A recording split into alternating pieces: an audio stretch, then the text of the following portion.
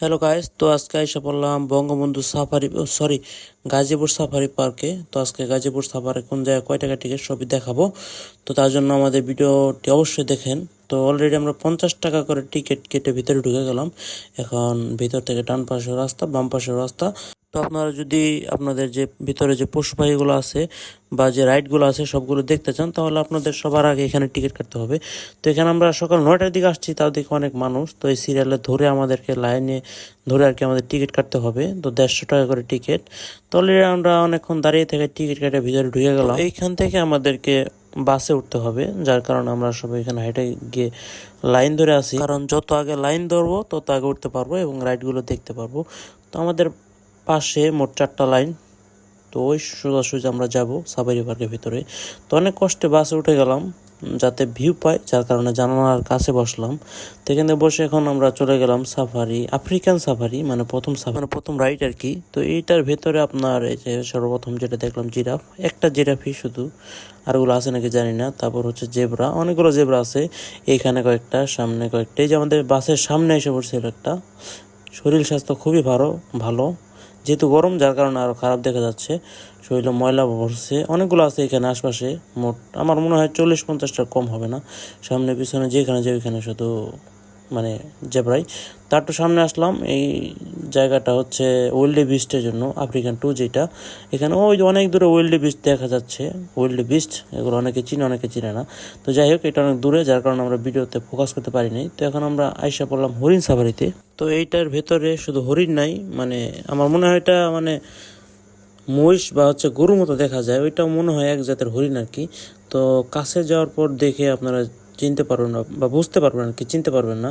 তো এই যে এটা মহিষের মতো দেখা যায়, গরুর মতো দেখা যায়, কোনটা নাম আমি বলতে পারলাম না। তারপর হচ্ছে হরিণ, এখানে মোট অনেকগুলো আছে আর কি, 7-8টার মতো হবে। তার একটু সামনে আসলাম, তো ওই দেখেন এগুলো হচ্ছে নীলগাই। এগুলোর নাম মানে যে ড্রাইভার উনি মানে বলে আর কি, মাইক দিয়ে বলে যেটা যে নাম। তো উনি বললো এগুলো নাকি নীলগাই, এটা ভিতরে আর কি আছে। তারপর আমরা আর একটু আইগে আসলাম, আইগে আসে আরেকটা গেট দিয়ে ঢুকলাম। এটা হচ্ছে সাফারি, এটার ভিতরে হচ্ছে কালো ভাল্লুক আর কি। তো এখানে মোট 3টা ভাল্লুক আছে, এই যে এই পাশে 2টা, খুব গরম যার কারণে তাদের অবস্থা খুবই খারাপ। আর একটা আমাদের সামনে এসে পড়ছে, সামনে এসে হাঁটতেছে। কাছ থেকে দেখতে মোটামুটি ভালোই দেখা যায়, দূর থেকে ভালোই দেখা যায়। তো আমরা এখন একটু সামনে আসলাম, সামনে আইসা এখন বাঘের জায়গায় এসে পড়লাম, বাঘ মামা।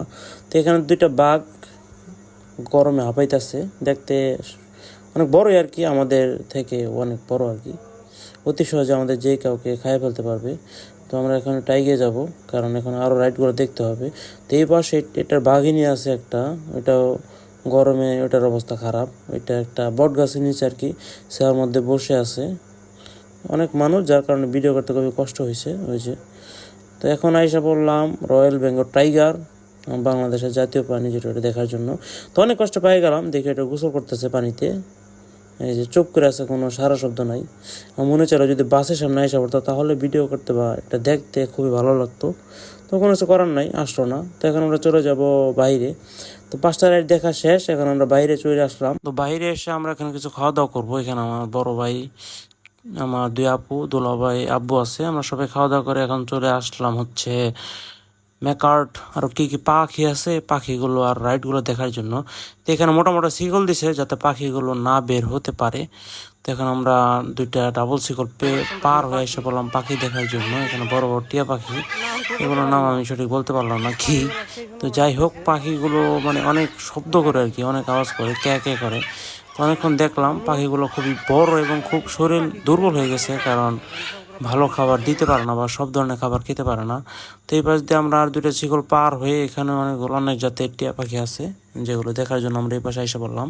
এগুলোকে খাবার দিতেছে, দেখলাম কাঁচামরিচ দিল এবং ফল ফুট দিল, আর হচ্ছে আপনার ছোলা বুট ওইটা দিল। তো আমরা এখন মাছ দেখার জন্য এসে পড়লাম, এখানে অনেক জাতের মাছ আছে। তো আমরা পাখি দেখার জন্য টিকিট কাটছি 60 টাকা দিয়ে সম্ভবত, আর মাছগুলো দেখার জন্য 50 টাকা দিয়ে। তো এখানে অনেক জাতের মাছ আছে এবং গ্লাসে হাত দেওয়া নিষেধ, ওইরকম লেখা নাকি, হ্যাঁ, গ্লাসে হাত দিবেন না। তো এখানে সবগুলো মাছের নাম উপরে দেওয়া আছে গ্লাসের মধ্যে, যে কোন মাছের কি নাম।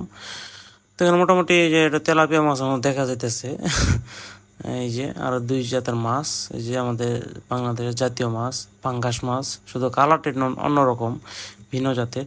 তো যাই হোক, এখানে মোটামুটি অনেক মাছই আছে, অনেক অনেক বড় জায়গা আর কি।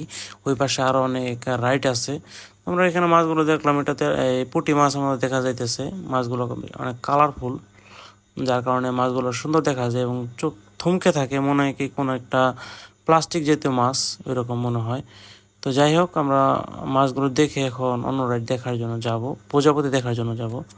তো অলরেডি আইসা পড়ছি প্রজাপতি দেখার জন্য। এখানে ভাই মানে বলতেছে যে সর্বপ্রথমে রেনু, ছোট রেনু হয়, মানে পাতার মধ্যে এরকম হয়, তারপর ধীরে ধীরে এরকম বড় পোকাতে পরিণত হয়। তারপরে এই পোকা কিছুদিন থাকার পর মানে এইভাবে খোসা ছাড়ে, খোসা ছাড়তে ছাড়তে এই সবুজটা হচ্ছে এই যে এটা। তারপর এটা ধীরে ধীরে 1 সপ্তাহ না খেয়ে থাকার পর পুনরায় একটা প্রজাপতিতে তৈরি হয়। তো এরকমভাবে উনি আর কি বলছে, ওইটা আমি বললাম। তো আরও অনেক রাইড আছে, যেহেতু আমরা ফ্যামিলি সবাই আসছি, খুবই গরম এখন, মানুষ অনেক, যার কারণে আমরা আর ভিডিও বড় করব না, এখন আমাদের ভিডিও এখানে শেষ দেব। তো যদি আপনাদের ভালো লেগে থাকে অবশ্যই লাইক করবেন। ধন্যবাদ সবাইকে।